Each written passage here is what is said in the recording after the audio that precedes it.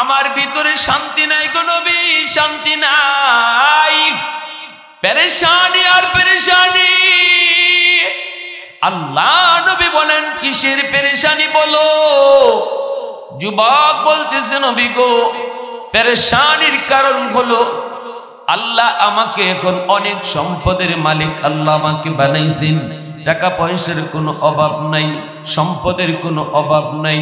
পারলে আমি টাকার বালিশ বানাইতে পারি, টাকার তোষক বানাইতে পারি, আরামের বিছানায় ঘুমাইতে পারি, মকবরের বিছানা বানাইতে পারি, এসি লাগাইতে পারি, কত কিছুই না করতে পারি, খাদেম খুদ্দাম সব রাখতে পারি। কিন্তু একটা সময় আমার টাকা ছিল না, একটা সময় আমি বড় অভাবী ছিলাম, অনেক অভাবী ছিলাম। আমার জীবনের ওই দুইটা পাটের ভিতরে অভাবের জীবনে আমার মা দুনিয়ায় ছিলেন, অভাবের সময় আমার বাবা দুনিয়ায় ছিলেন। এজন্য আমি বাবার সেবা করতে পারি নাই, মার খেদমত আমি করতে পারি নাই। চোখের সামনে মা কত রাত না খায়া মা ঘুমাইছেন, চোখের সামনে মা না খাইয়াও আমাকে খাওয়াইয়া বলছেন বাবা আমি খাইছি তুমি খাও। আমি দেখেছি গো নবী, আমার মা না খায়া আমাকে খাওয়াইয়া ভোকা পেট নিয়ে মা ঘুমায় গেছেন। চিকিৎসা করাইতে পারি না, অসুস্থ মার চিকিৎসা করাইতে পারি নাই, বাবাকে ভালো একটা কাপড় কিনে দিতে পারি নাই। আমার চোখের সামনে বাবার কষ্টের চিত্রগুলি এখন ভাসে। কিন্তু নবী গো, আজ আল্লাহ আমাকে অনেক সম্পদের মালিক বানাইলো, কিন্তু বাপ মার সেবা করার সুযোগ আল্লাহ কেড়ে নিলেন। আজ আমার মা কবরে, আমার বাবা আজকে কবরে। ওগো নবীজি, আমি এই পয়সা দিয়ে এখন কি করব? রাতের বেলা ঘুমাইতে গেলে আমার ঘুম আসে না। পয়সা আমার সাথে দেখা দিল, সময় মতো পয়সা আসলো না। আমাদের মধ্যে এমন অনেক মানুষ খুঁজলে পাওয়া যাবে, একটা সময় বড় অভাবী ছিল, অভাবের সংসারে মা দুনিয়া থেকে বিদায়, বাবা দুনিয়া থেকে বিদায়। এরপরে সন্তানকে আল্লাহ সম্পদের মালিক বানাইছে। এখন আমি কি করব? যুবক মায়ার নবীকে প্রশ্ন করে, নবী গো, এখনো কি আমার সেবা করার কোনো সুযোগ আছে কিনা? কবরে শুয়ে থাকা বাপ মার খেদমত করার কোন সুযোগ আমার আছে কিনা একটু বলেন। রহমতের নবী, মায়ার নবী যুবকের চুকির পানি দেখে আমার নবী কাঁদতে শুরু করলেন। কারণ দরদি নবীর সামনে কেউ যদি কান্না করত, আমার নবীর চোখ থেকে অটোমেটিক পানি ঝরত।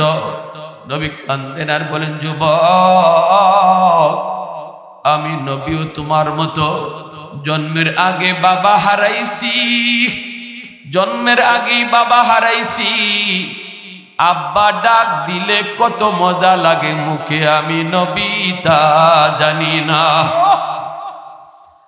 আব্বা ডাকের ভিতরে কত মজা, আমি নবী তা বুঝি না। বুঝ হওয়ার পর মার সেবা করার সুযোগ পাই নাই। আল্লাহ আমি বুঝ হওয়ার আগে আগে মাকে দুনিয়া থেকে নিয়ে গেছেন। যুবক রে, ও যুবক, আমি নবী তোমাকে 5টা কাজের কথা তোমাকে বলবো। এই 5টা কাজ যদি তুমি করো, আল্লাহ তোমার খেদমত এখনো বাপ মার কবরে পৌঁছে দিবে। একটু জোরে সুরে কোন সুবহানাল্লাহ, আর একটু জোরে কোন সুবহানাল্লাহ। কয়টা কাজের কথা নবী বলছেন? একটু জোরে বলেন কয়টা? মানুষের জীবনে কখনো অভাব যায়, কখনো অভাব দূর হয়, কখনো দুঃখে যায়, কখনো সুখে যায়। এটা হলো দুনিয়ার বৈশিষ্ট্য রে গোলাম। দুনিয়ার বৈশিষ্ট্যই হলো কখনো দুঃখ, কখনো সুখ, কখনো কষ্টে, কখনো সুখে। এটা দুনিয়ার বৈশিষ্ট্য। আখিরাতের বৈশিষ্ট্য হলো হয় তুমি চিরস্থায়ী সুখ অথবা চিরস্থায়ী দুঃখ। আখিরাতের জীবনে জান্নাতে যদি যাও, দুঃখ বলতে কিছু নাই, শুধু সুখ আর সুখ। যদি জাহান্নামে হও, শুধু দুঃখ আর দুঃখ। জাহান্নামের ভিতরে শান্তির কোনো বিন্দু পরিমাণ লেশ মাত্র নাই। এজন্য ভাইয়েরা বন্ধুরা, দুনিয়ার বৈশিষ্ট্যই হলো ইন্নামা আল উসরি ইউসরা, কখনো কষ্টে কখনো সুখে। যখন মানুষ কষ্টে থাকে তখন আল্লাহ তারে কষ্টের পরীক্ষা নেয়, সে অভাবের ভিতরে আল্লাহ পাকের উপর সবর করে কিনা। আল্লাহ যখন তারে সুখে ফালায় তখন আল্লাহ পরীক্ষা নেয় সুখের ভিতরে তাইকা আল্লাহ পাকের শুকরিয়া আদায় করে কিনা। অভাবের ভিতরে পরীক্ষা, সবর করে কিনা। অভাবের ভিতরে সে নামাজ পড়ে কিনা, অভাবের ভিতরে পইরাও আল্লাহকে ডাকে কিনা, অভাবে থাকার পরেও সে হালাল হারাম মানে কিনা, অভাবের ভিতরে তাই কেউ সে আল্লাহর ভয় তার অন্তরে রাখে কিনা, স্ত্রীকে পর্দার ভিতরে রাখে কিনা, মেয়েটারে পর্দার ভিতরে রাখে কিনা। একজন মানুষ অভাবের ভিতরে তাই কেউ যদি আল্লাহর উপর খুশি থাকে, আল্লাহ পাক তার কম আমল পায়া আল্লাহ তার উপর খুশি হয়ে যায়। রিজিক দেওয়ার মালিক কে? আল্লাহ কয় বান্দা তোমারে আমি রিজিক দিলাম কম, সম্পদ দিলাম তোমারে কম, রুজি তোমার কম, এরপরে তুমি আমার উপরে খুশি, ঠিক আছে নাও, আমি আল্লাহ তোমার কম আমলে খুশি, কম আমলে খুশি। এজন্যই নবী বলেন একজন অভাবী মানুষ, গরিব মানুষ যদি আল্লাহর কাছে হাত উঠায়, আর একজন ধনী মানুষও যদি হাত উঠায়, ধনী মানুষ তার হাতের সাথে 10,000 দিরহাম যদি আল্লাহর রাস্তায় খরচ করে, তবু আল্লাহ খালি হাতের দোয়া, গরিবের দোয়া কবুল করে নেয়। ধনী আর গরিব একই ক্যাটাগরির মুত্তাকি, একই ক্যাটাগরির নামাজি, একই ক্যাটাগরির দিনদার, দুজন আল্লাহর ভয় পায়। ধনী মানুষটা হালাল পথে টাকা কামাই করে, হালাল পথে ব্যয় করে, হারামের দ্বারে কাছেও যায় না, স্ত্রীরে পর্দায় রাখে, মেয়েটারে পর্দায় রাখে। আরেকজন গরিব, সেও এরকম ভাবে আল্লাহকে ডরায়, নামাজ কালাম পড়ে। এই দুজন একই ক্যাটাগরির মুমিন। তারপরও দোয়া কারটা আগে কবুল হবে? আল্লাহ নবী বলেন গরিবের খালি হাতের দোয়া আগে কবুল হয়ে যাবে। কেন, কি জন্য?